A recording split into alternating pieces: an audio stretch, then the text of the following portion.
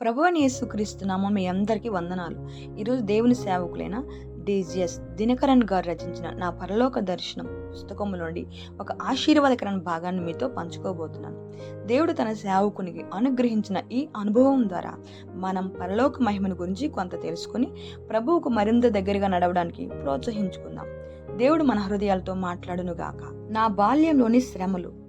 నా తల్లి నన్ను తన గర్భములో మోస్తున్నప్పుడు ప్రసవ సమయం వేగంగా సమీపిస్తుండగా ఆమె చాలా చిన్న వయసులో ఉన్నందువల్ల అంతుపట్టని భయం ఆమె మనసును ఆవరించింది.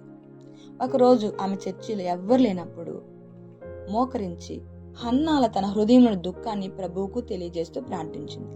యేసు ప్రభువా, ఒకవేళ నీవు నాకు సుఖప్రసవంతో మగపిల్లవాన్ని దయచేస్తే బైబిల్లో సమయోలు ప్రవక్త పేరు పెట్టి దేవుని ప్రవక్తగా నీ సేవకు అతను నేను అంకితం చేస్తాను అని ఆమె ప్రభువుకు మొక్కుబడి చేసుకుంది. దేవుడు ఆమె ప్రార్థనకు ప్రతిఫలం ఇచ్చాడు. తన వాగ్దానాన్ని నిజం చేస్తూ ఆమె నాకు సమయోలు అనే పేరు పెట్టింది. చర్చిలో నామకరణ సమయంలో ఆమె హృదయపూర్వకంగా నన్ను దేవుని ప్రవక్తగా అంకితం చేస్తుంది. నా నానమ్మ చాలా ప్రేమగలది.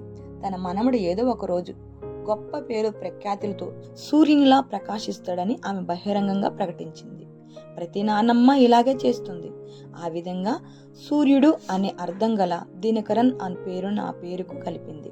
తర్వాత సంఘటన కూడా నా తల్లి విశ్వాసంపై నేరుగా శ్రమను కనపరిచేదిగా ఉంటుంది. నేను 1.5 సంవత్సరాల వయసులో ఉన్నప్పుడు పోలియో వంటిది కుడికాలుకు వచ్చింది.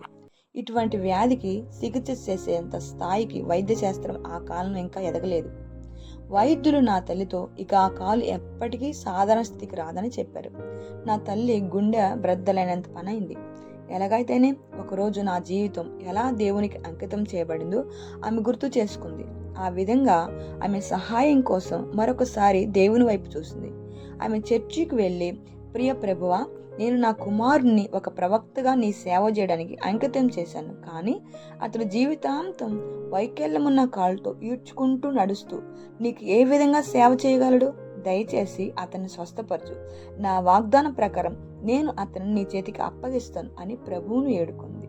ఈసారి కూడా దేవుడు తన గొప్ప కనికరంతో ఆమె మొర విన్నాడు. అప్పటికి ఇంకా నా కుడి కాలు బలహీనంగా ఉన్నప్పటికీ నెమ్మదిగా కాలు చాలా బలంగా అయింది. నేను పెరిగి యువకుడినయ్యాక మా గ్రామంలోని అతి వేగంగా పరిగెత్తేవాడుగా ఫుట్బాల్ క్రీడాకారునిగా రూపొందాను. నా కాలుకు వైకల్యం ఉండేదని ఏ ఒక్కరూ కనీసం ఊహించలేరు. దేవునికి సమస్త మహిమ చెల్లునుగాక.